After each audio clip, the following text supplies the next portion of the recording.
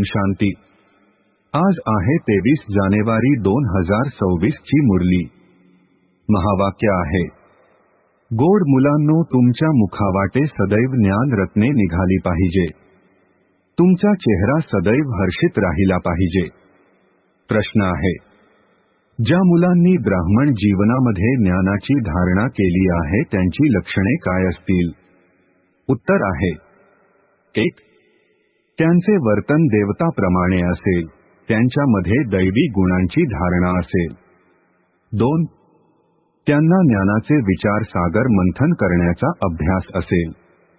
ते कधीही आसुरी गोष्टींचे अर्थात कचाचे मंथन करणार नाही। 3. त्यांच्या जीवनातून शिव्या देणे, निंदा करणे बंद होते। 4. त्यांचा चेहरा सदैव हर्षित राहतो। धारणेसाठी मुख्य सारांश आहे, 1. आपल्या हर्षितमुख चेहऱ्याद्वारे बाबांचे नाव प्रसिद्ध करायचे आहे। ज्ञान रत्नेच ऐकायची आहेत आणि ऐकवायची आहे। गळ्यामध्ये ज्ञानरत्नांची माळा घातलेली असावी।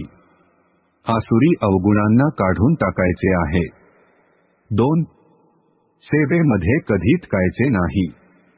शुभ आशा ठेवून आवडीने सेवा करायची आहे।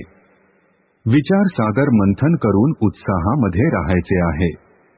आजचे वरदान आहे, गोंधळून जाण्याऐवजी कमजोर बुद्धियोगाला ठीक करणारे समस्या मुक्त भव।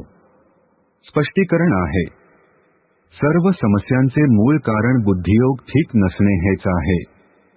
तुम्ही फक्त बुद्धियोगाला ठीक करा म्हणजे मग सर्व शक्ती तुमच्या मागे पुढे फिरत राहतील।